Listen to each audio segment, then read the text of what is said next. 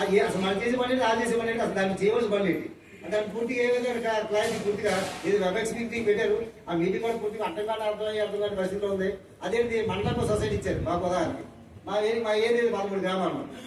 అక్కడ ట్రైనింగ్ ఏంటంటే మండలంలో ఎక్కడ నేను మెంబర్షిప్ జాయిన్ చేసుకోవచ్చు అని చెప్పి అతను ఆవేళ వాళ్ళు చెప్పండి.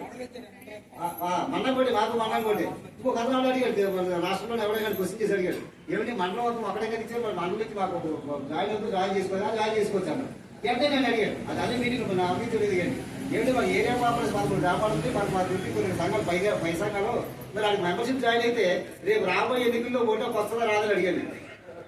అంతే కదా, పైన ప్రకారం మరి రావాలి కదా, మరి మన ఏరియా పాపర్స్ రావాలి, మరి మెంబర్షిప్ జాయిన్ అయితే కరెక్ట్ మానేయాలా చేసుకోవచ్చు అనుకుంటాం. ఎఫ్పిఓ అదే అందుకు ఎఫ్పిఓ తాలూకా బయలుదేరేది, అందులో స్వసల బయలుదేరేది, మనకొడుకు బయలుదేరేది, అది ఏదో పూర్తిగా అర్థం కాని పరిస్థితి.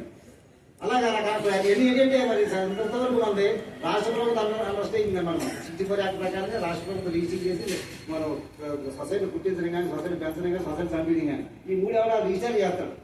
మరి ఇప్పుడు సెంట్రల్ గవర్నమెంట్ మధ్యలో ఇన్వాల్వ్ అవుతుంది. మరి ఏంటి సెంట్రల్ గవర్నమెంట్ ఎందుకు ఇన్వాల్వ్ అవుతుంది?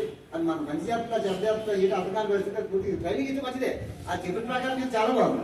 15 లక్షల రూపాయలు షేర్ క్యాంప్ కింద ఫ్రీగా పండిస్తున్నాడు. 18 లక్షల రూపాయలు మౌలిక సదుపాయాలు కల్పించుకొని ఇస్తే చాలా బాగుంది.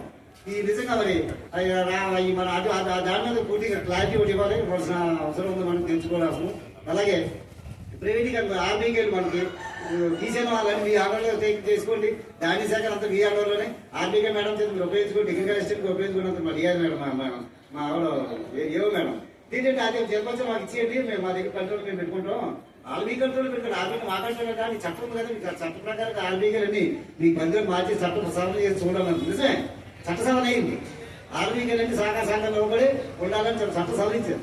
కానీ ఎంప్లాయీ మన దగ్గర వస్తారు, మన దగ్గర ఇన్వెస్ట్ చేసుకుంటే మన దగ్గర వస్తున్నారు కనీసం అది మన మాట కాదు ఇస్తారు. మరి ధాన్య శాఖ మరి మీరు అంత చేతం లేదు కానీ అదొక పెద్ద పని అవుతుంది.